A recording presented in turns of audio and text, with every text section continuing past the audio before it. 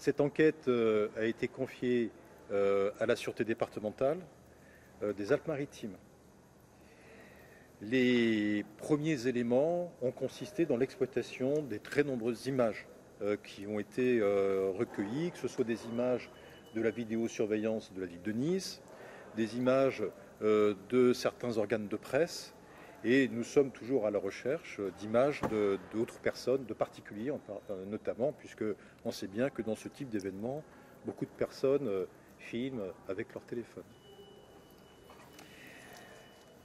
Les exploitations de toutes ces images sont en cours, mais d'ores et déjà, on peut indiquer que Madame Leguet était venue sur la place Garibaldi aux alentours de 10h30, qu'elle avait à la main un drapeau très reconnaissable, que tout le monde a vu, un drapeau coloré, que juste avant sa chute, qui a eu lieu exactement à 12h47, 11h47, pardonnez-moi, elle se maintenait, vous rectifierez ? Merci. Elle se maintenait avec d'autres personnes à côté des forces de sécurité, à peu près à 1 mètre des gendarmes mobiles qui se trouvaient là, qui se trouvaient en cordon. Madame Leguet, au vu des images, ne paraît pas avoir chuté toute seule, elle n'est pas tombée spontanément, elle a été poussée. Elle a été poussée à l'évidence par l'arrière, et cela a provoqué sa chute en arrière, avec sa tête qui est venue heurter un de ces plots métalliques gris qui bordent les lignes du tram de Nice. Cette chute est intervenue alors que les forces de sécurité étaient en train d'avancer dans le cadre d'une action de dispersion de la manifestation. Elle a été immédiatement secourue par un commissaire de police et par 2 street medics, comme on dit maintenant, c'est-à-dire personnes qui appartiennent à la manifestation et qui ont un équipement de premier secours. Et l'ambulance des pompiers du SDIS des Alpes-Maritimes est arrivée vraiment très rapidement, quelques minutes après, pour la prendre en charge et l'emmener au CHU de Nice. Les images établissent aussi que cette action de dispersion n'avait pas pu surprendre qui que ce soit, puisque c'était la Xème action, en tout cas il y avait eu plusieurs déjà auparavant, de dispersion qui avaient été effectuées sur cette place, et que à plusieurs reprises, de manière très claire, de manière réitérée, il a été fait sommation aux manifestants présents de se disperser. Ces sommations ont été faites conformément au texte, des textes qui prévoient que c'est un commissaire de police qui, de manière visible et de manière claire, demande aux personnes qui participent à une manifestation illicite ou une manifestation interdite de se disperser. En l'occurrence, cette manifestation, à cet endroit-là, était à la fois illicite et interdite. Illicite par le fait de l'arrêté préfectoral qui interdit les manifestations pour un certain temps sur un certain périmètre de la ville, interdite par le fait de la sommation de se disperser qui venait d'être délivrée par le commissaire de police. L'état de santé de Madame Leguet a pu être assez vite caractérisé, par bonheur, j'allais dire, le soir même, puisque j'ai désigné un médecin légiste qui est venu l'examiner, qui a constaté que cette personne s'exprimait normalement, qu'elle avait des propos que l'on peut qualifier de cohérents, et qu'elle présentait à l'arrière du crâne, sur la partie occipitale droite, une plaie de 3 cm qui avait déjà été prise en charge, qui avait déjà été soignée, mais au regard de laquelle il était constaté par les examens radiologiques qu'elle avait subi un traumatisme crânien, c'est-à-dire une fracture du crâne. Donc un choc très important qui venait d'être subi par une personne d'un certain âge, elle est née en 1946, et qui a conduit les autorités médicales à conserver cette personne dans l'établissement pour la mettre sous surveillance, j'imagine, et pour garantir que rien ne puisse s'aggraver en ce qui la concerne. En tout cas, cette blessure plutôt est unique, il n'y en a pas d'autre, et elle est située à un endroit qui apparaît parfaitement compatible avec les mouvements qui ont été vus et analysés sur les différentes images recueillies par les enquêteurs, c'est-à-dire une chute en arrière avec la tête qui porte sur ce plot métallique. Madame Leguet a pu être entendue le lendemain. Il a bien sûr été attendu qu'elle soit capable de s'exprimer, qu'on soit sûr qu'elle ne soit pas encore sous le choc de ce qui s'est passé et sous les effets des sédatifs. Elle a indiqué qu'au moment où elle est tombée, où elle était poussée, elle tournait le dos aux forces de sécurité et elle a précisé qu'elle ne se rappelait pas par qui elle avait pu être poussée, mais qu'elle supposait que ça pouvait être les forces de sécurité, c'est-à-dire les gendarmes ou les policiers qui se trouvaient derrière elle, car, précisait-elle, je cite, « ils nous avaient déjà poussés avant », ajoutant « mais nous, parlant des manifestants, on voulait rester parce que c'est la liberté de manifester », je la cite. Elle déclarait aussi aux enquêteurs qu'elle n'avait pas entendu les sommations de dispersion et qu'elle ne savait pas que la place Garibaldi faisait partie du périmètre interdit de manifester au terme de l'arrêté préfectoral qui avait été pris quelque temps auparavant. En tout cas, dans ce dossier, pour conclure, les investigations se poursuivent, ne sont pas terminées. Il y a encore, je suppose, des images qui pourraient être intéressantes à saisir et à analyser. Il y a en tout cas encore un grand nombre de témoignages qui doivent être recueillis. Donc c'est un gros travail d'abord d'identification des personnes et ensuite d'audition de ces personnes. Et c'est à l'issue de tout cela qu'une décision pourra être prise pour savoir si les causes des blessures qui ont été soumises par Mme Leguet résultent ou pas d'une infraction pénale, puisque c'est ça ma responsabilité. J'ai reçu par ailleurs aujourd'hui une plainte qui a été portée par un avocat au nom de proches de Mme Leguet, de sa famille. Mme Leguet est, vous l'avez compris, parfaitement capable de s'exprimer et de comprendre ce qu'il en est. Je pense qu'elle saura elle-même, si elle le souhaite, déposer plainte et j'accueillerai bien sûr sa plainte si elle souhaitait le faire. En tout cas, ce qui m'a été transmis aujourd'hui est pris en compte dans le cadre de l'enquête et nous allons pouvoir avancer. Et je voudrais simplement conclure que je me réjouis vraiment que tout ça n'ait pas été aussi grave que ce que l'on avait pu craindre à un moment donné pour Madame Leguet. Je lui souhaite un prompt et surtout un complet rétablissement. Vous avez expliqué sur la vidéo qu'on voit qu'elle a été poussée par l'arrière. Est-ce qu'on sait qui se trouvait derrière elle ?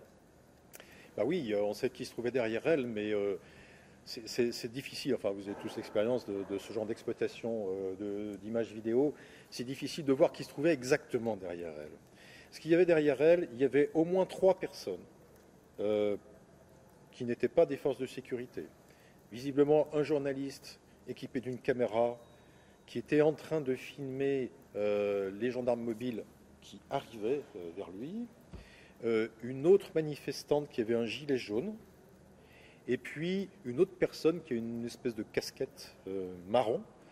Et toutes ces personnes se tenaient dans un endroit excessivement proche des forces de sécurité, puisqu'elle-même dit qu'elle se trouvait à peu près à 1 mètre des gendarmes mobiles quand elle était en train de brandir, de faire flotter son drapeau coloré de la paix, comme elle dit. Voilà. La blessure se trouve derrière la tête. Oui, c'est ça. C'est sur la partie latérale de l'os occipital, à droite. Comment expliquer qu'une personne poussée dans le dos se blesse derrière la tête? Alors, Comment la chute se fait sur l'avant? ah non, elle a pas, visiblement, elle n'est pas tombée en avant, elle est tombée en arrière. En étant poussée dans le dos. En étant poussée dans le dos, tout à fait. Alors, bon, voilà, c'est ça. Donc, si vous voulez, là, les images, on les voit. Elle explique elle-même qu'elle était en train de virevolter. Bon, donc elle tournait avec son drapeau. Mais elle explique que quand même, au moment où elle a ressenti une poussée, elle était de dos par rapport au gendarme mobile. C'est ça, elle est sûre. Le reste, elle ne se rappelle pas. Bon. Donc on peut parfaitement imaginer qu'en tombant même de dos, même de face, on puisse venir taper la tête. Hein, c'est possible. En tout cas, c'est pas incompatible. Voilà. C'est ce qui apparaît sur les images. Oui, c'est ça. Oui, on la voit tomber. Elle est sur le dos quand elle tombe. Vous avez des bonnes images. Vous avez de bonnes images. Oui, mais si vous voulez, quand elles sont grossies, ça devient un peu flou. Ça devient des taches de couleur. Donc on peut voir certaines choses, mais je voudrais pas aller jusqu'à l'interprétation, quoi. Voilà. Donc je reste prudent. Au vu de ces premières images, il est impossible d'établir une responsabilité évidente de l'origine de la chute. C'est-à-dire qu'on établit une cause. En tout cas, moi, ce dont je suis sûr, c'est que j'exclus une cause. J'exclus le fait qu'elle était en train de courir et qu'elle se soit cassée la figure, si je puis me permettre l'expression, toute seule. Voilà. C'était une hypothèse, hein, c'était possible. Non, elle était vraiment dans un flux qui avançait, avec des personnes qui reculaient devant les forces de sécurité, qui étaient entre elles et les forces de sécurité et les forces de sécurité. Ce dont on est sûr aussi à l'analyse des images, je vais presque dire pixel par pixel, c'est qu'elle n'a pas été touchée par les forces de sécurité, pas par un bouclier ou par un homme. On voit à un moment donné une image, je pense d'ailleurs que c'est une image de vos confrères de France 3, où il y a un gendarme mobile qui l'enjambe. Elle était déjà par terre en fait, donc c'est pas ça. Elle était déjà par terre. C'est pas le geste qui l'a fait tomber, puisque justement il n'aurait pas pu l'enjamber. Il nous avait déjà poussé avant. Elle dit ça aux gendarmes. Pardonnez-moi. Elle dit aux gendarmes dans le communiqué, vous dites, il nous avait déjà poussé avant. Oui. Oui, mais c'était les phases antérieures de dispersion, puisque elle arrive sur la manifestation, cette dame, je l'ai indiqué, vers 10h30 à peu près. Et donc il y a eu une période d'à peu près 1 heure, grosso modo, au cours de laquelle les choses se sont un petit peu stabilisées. Il y a eu 3 groupes qui petit à petit se sont constitués sur cette place. Et puis il y a un moment donné où le commissaire de police en charge du dispositif de sécurité a fait ses sommations. Et donc là, il y a eu plusieurs poussées qui ont été faites. Des poussées sur le groupe qui était à droite, là, qui était tout rond, je ne sais pas si vous avez ça en tête. Une poussée sur un groupe plus informel où elle était, avec son drapeau coloré. Et puis il y avait un 3e groupe moins structuré, hein, qui lui aussi était repoussé par ailleurs. Et donc elle a, dit-il, vécu plusieurs poussées. Et donc, si je comprends bien la mécanique des événements, vous excluez le fait qu'il y a eu un contact direct au moment de la chute entre elle et un représentant des forces de l'ordre. Quand on regarde les images dont on dispose, hein, bon, donc peut-être qu'il y en a des meilleurs, hein, que ce soit la vidéosurveillance de la ville ou les images notamment de vos confrères très très proches, hein, puisqu'ils étaient de côté en train de cadrer, de France 3, on ne voit aucun contact direct entre un agent de sécurité et cette dame. Mais j'allais presque dire quelle importance, voilà. Parce que ce qui est certain, c'est qu'elle était là, qu'il y avait bien une avancée des forces de sécurité, qu'elle a été, je dirais, directement ou pas poussée par l'effet de ce mouvement général. Ça a peu d'importance, je pense. Ça a peu d'importance. Il y a un phénomène collectif, quoi, à l'évidence, là-dedans. Mais on voulait absolument être sûr de 2 choses. La première, je le répète, c'est qu'elle ne soit pas tombée toute seule spontanément dans une course. Et la deuxième, c'est qu'elle n'ait pas été touchée, frappée, poussée intentionnellement, je dis bien, par quelqu'un, et notamment par un agent des forces de sécurité. Et on ne voit aucun geste intentionnel, quoi, par rapport à sa chute, qui aurait pu provoquer sa chute. Mais est-ce qu'on voit qui l'a poussé? Finalement, qui l'a poussé? On ne voit pas qui l'a poussé, si ce n'est que ce n'est pas, parce qu'ils sont bien reconnaissables, ce n'est pas un agent de sécurité, un agent des forces de sécurité. C'est quelqu'un qui était devant elle, j'en connais 3, voilà, je connais 3. Et dans sa plainte déposée cet après-midi, elle explique avoir subi des pressions par la suite à l'hôpital de la part de policiers, notamment une policière qui serait venue lui dire que finalement elle aurait été poussée par quelqu'un d'autre et non pas par un policier. Est-ce que vous avez eu vent de ça? Est-ce que vous avez moyen de vérifier ça? Bah, peut-être, je n'ai pas été informé de pression de sa part. En tout cas, ce que je peux vous dire, c'est qu'elle a été entendue seulement le lendemain matin, dans des conditions qui nous ont paru compatibles avec son état de santé, avec sa manière de s'exprimer. Ce qu'elle a pu comprendre, ce qu'elle a pu ressentir, ce qu'elle a pu voir le samedi soir, alors qu'elle était de bout en bout entourée par ses proches, qui ne l'ont pas quittée. Bon. Moi, je ne sais pas. Et d'ailleurs, je me garderais bien celui d'interpréter ce que cette dame a pu dire, penser, ressentir. C'est plus loin que ça, parce que d'après ce que j'ai lu sur plusieurs sources, il y aurait un dépôt de plainte pour subornation de témoins. Bon. Vous n'avez pas eu, vous ne confirmez pas Non, écoutez, non, jusqu'à présent, j'ai pas reçu ça. Enfin, je pense pas qu'on ait déposé une telle plainte chez moi. Est-ce qu'il y a une enquête de l'IGPN dans ce cadre-là? Non. Parce que c'est une enquête, c'est pas une enquête qui cherche à établir ou à infirmer l'existence d'une infraction pénale. C'est une enquête sur les recherches des causes des blessures. Donc là, c'est vraiment une enquête, si vous voulez, qu'on fait, c'est classique. Chaque fois, bon, évidemment, il y a des circonstances plus graves où c'est des recherches des causes de la mort. C'est quand même, il faut bien dire, pour ce type d'enquête, le plus fréquent. Mais quand on trouve quelqu'un qui est soit décédé, soit blessé pour des raisons inconnues, des raisons qui ne sont pas élucidées, mais qui s'inscrivent dans un contexte violent, c'est quand même bien le cas, on ouvre ce type d'enquête qui donne des pouvoirs d'investigation plus importants que l'enquête préliminaire classique, mais qui pour autant, si vous voulez, permettent de faire quand même des investigations sans avoir caractérisé l'existence d'une infraction. En l'espèce, ce qui aurait caractérisé l'existence d'une infraction, c'est le caractère intentionnel du mouvement de poussée. Ah bah oui, oui. S'il y avait un acte intentionnel, on serait dans des violences volontaires. Bon, là, on peut être encore dans des blessures involontaires, c'est possible. Mais les blessures involontaires, je vous rappelle, qu'on l'a déjà évoqué dans d'autres dossiers ici, sur l'aspect involontaire. Donc, la gradation, c'est ça, en ce qui concerne les blessures. Elles sont soit le résultat d'un acte volontaire, soit le résultat d'un acte involontaire. Si c'est volontaire, il faut établir cette volonté. Elle s'établit par la manière dont ça s'est déroulé, par des témoignages, par des déclarations, par les traces et les blessures qui ont été causées. Elles peuvent avoir pour conséquence plus ou moins 8 jours d'incapacité totale de travail, et selon que c'est plus ou moins 8 jours, j'allais dire que ce n'est pas la même gravité. Voilà. Et puis, elles peuvent aussi être le résultat d'actes involontaires. Mais pour que ces actes involontaires soient à l'origine de la mise en cause d'une responsabilité pénale, je ne parle pas de responsabilité civile, je ne parle pas de responsabilité administrative, responsabilité pénale, il faut que ça résulte de l'imprudence, de l'inattention, de l'inobservation des règlements, de la part de celui qui en est l'auteur.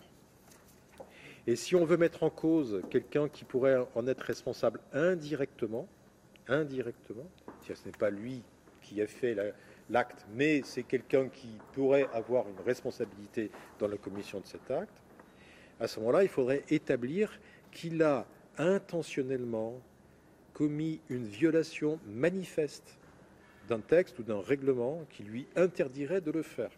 Donc c'est, je sais que la loi m'interdit de le faire, je le fais quand même, je le décide quand même, je lance quand même l'action. Voilà.